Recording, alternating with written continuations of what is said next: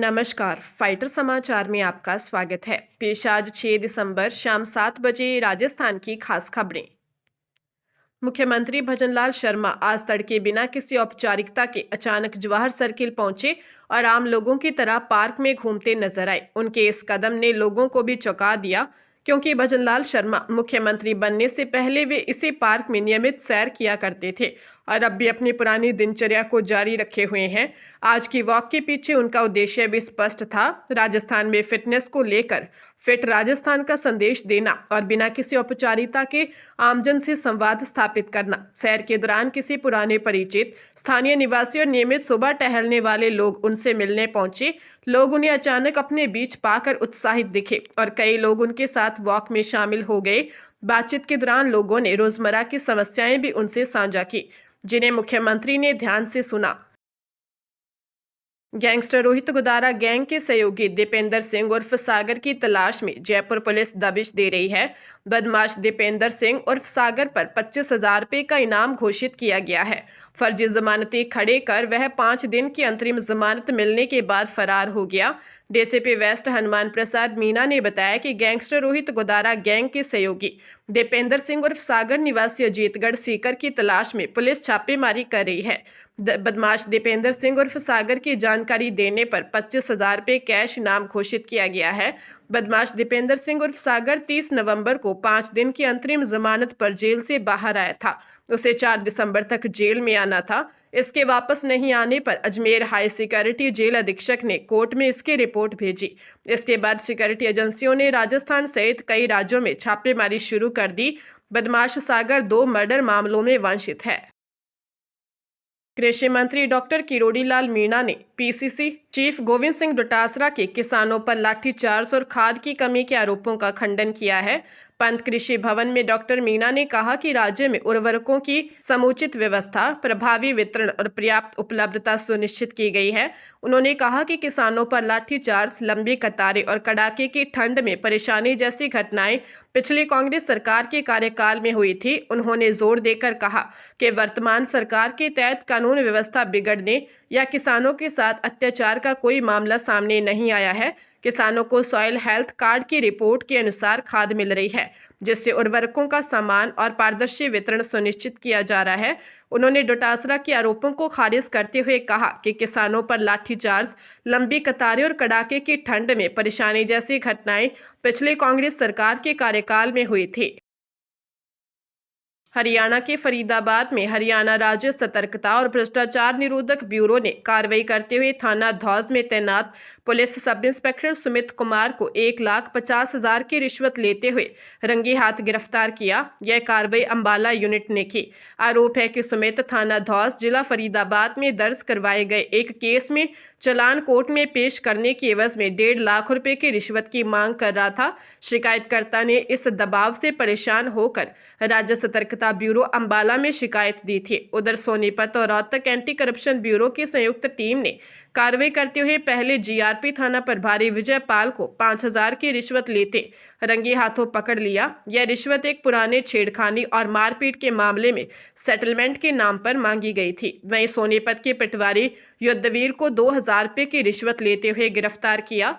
दोनों मामलों में संयुक्त कार्रवाई की गई है। National testing agency New Delhi ने common university entrance test UG 2026 की तैयारियों को लेकर दिशा निर्देश जारी किए हैं। परीक्षा मई 2026 में प्रस्तावित है। आवेदन जल्द ही शुरू होंगे।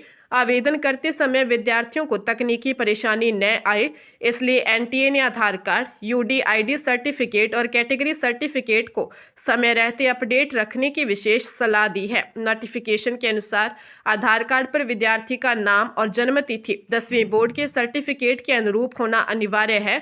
साथ ही नवीनतम फोटो, पिता का नाम और पता भी सही होना चाहिए।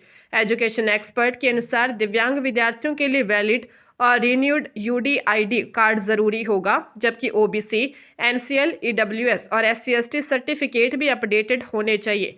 दस्तावेजों की समय पर जांच और अपडेट से आवेदन प्रक्रिया सुगम और कोई बाधा नहीं आएगी।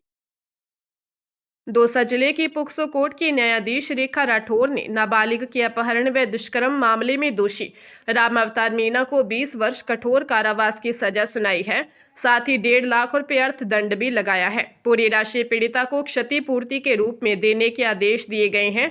विशिष्ट लोक अभियोजक जितेंद्र कुमार सैनी ने बताया कि मामला 19 जनवरी 2024 को जिले के एक थाना क्षेत्र में दर्ज हुआ था। रिपोर्ट में पीड़िता के पिता ने बताया कि सुबह उसकी नाबालिग बेटी घर से गायब थी। काफी खोजबीन के बाद पता चला कि उसकी बेटी को राम अवतार मीणा अपहरण कर ले गया है। पुलिस ने पोक्सो समेत विभिन्न धाराओं में मुकदमा दर्ज करते हुए अनुसंधान शुरू किया और आरोपी राम अवतार मीणा को गिरफ्तार कर उसके खिलाफ चार्जशीट कोर्ट में पेश की।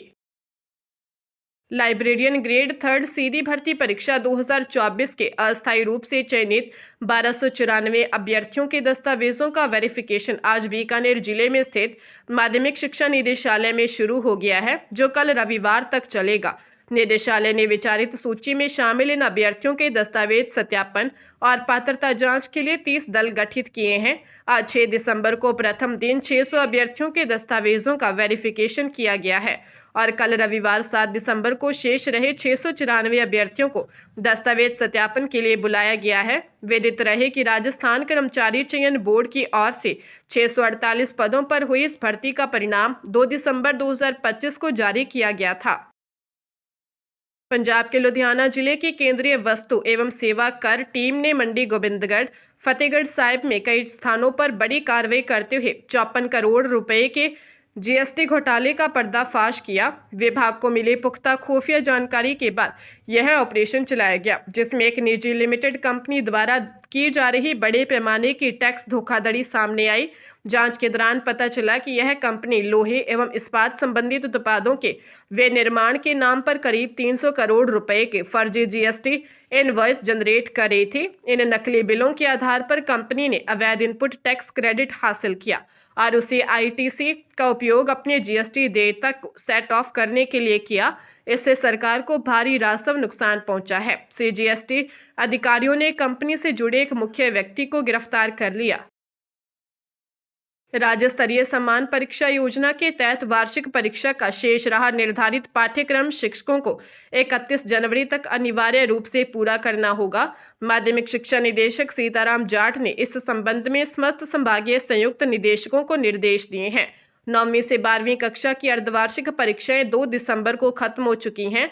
10वीं 12वीं की मुख्य परीक्षाएं 12 फरवरी से और 9वीं व 11वीं कक्षा की अर्धवार्षिक परीक्षाएं भी इस बार अप्रैल की बजाय मार्च में होंगी। ऐसे में मुख्य परीक्षा के लिए शेष रहा सिलेबस अभी शिक्षकों को 31 जनवरी तक पूरा करना होगा। इसके बाद रिवीजन करवाया जाएगा। वहीं अर्धवार्षिक परीक्षा की उत्तर पुस्तिकाओं के मूल्यांकन की कार्रवाई 15 दिसंबर तक पूरी कर शाला दर्पण पोर्टल पर परीक्षा के अंकों को अपलोड करने के निर्देश भी संबंधित शिक्षा अधिकारियों को दिए गए हैं।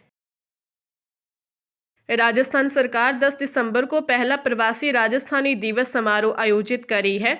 इससे पहले सरकार ने प्रवासी राजस्थान दिवस से पहले देश विदेश में रहने वाले प्रवासी राजस्थानियों के लिए अलग विभाग बनाया है। कैबिनेट सचिवालय ने घरेलू और विदेशी राजस्थानी मामले विभाग के गठन की अधिसूचना जारी कर दी है। प्रवासियों से जुड़ी योजनाएं, प्रोजेक्ट्स और कार्यक्रमों के साथ प्रवासी राजस्थानियों से जुड़े मुद्दे और उनसे जुड़े कार्यक्रमों को यह विभाग हैंडल करेगा। कैबिनेट बैठक में प्रवासी राजस्थानियों के लिए अलग से विभाग बनाने की मंजूरी दी गई थी। इसके बाद अब नोटिफिकेशन जारी हुआ है। पिछले साल प्रवासी राजस्थानी कॉन्क्लेव के दौरान सीएम ने प्रवासी राजस्थानियों के लिए अलग से विभाग बनाने की घोषणा की थी। यह विभाग प्रदेश और देश के बाहर रहने वाले प्रवासी राजस्थानियों के लिए काम करेगा। प्रवासी राजस्थानियों और सरकार के बीच सहयोग के मंच के तौर पर भी काम करेगा। अलवर में बुजुर्ग महिला से उसके देवर के बेटे ने ही 25 लाख रुपए और 14 लाख रुपए का सोना हड़प लिया। महिला घर में अकेली रहती है। एक बेटा है जो बाहर रहता है। इसका फायदा उठाकर आरोपी ने रुपए गहने हड़प लिए। पुलिस ने आरोपी को गिरफ्तार कर लिया है। मामला कोतवाली थाना क्षेत्र का है। कोतवाली थाने के एएसआई विजेंद्र सिंह ने बताया कि परिवादी शिवपुरा कैलगंज के रहने वाले चंद्रकांता शर्मा ने थाने में रिपोर्ट दी थी कि उसका देवर का लड़का चेतन शर्मा उसके पास रहता था। उसने झांसे में लेकर बैंक के जाकर फर्जीवाड़ा कर उसके खाते से 25 लाख रुपए निकाल लिए। इसके अलावा घर के अंदर से 14 लाख रुपए का सोना लेकर पार हो गया। पुलिस ने मामला दर्ज कर जांच की। इसके बाद आरोपी चेतन शर्मा को गिरफ्तार कर लिया।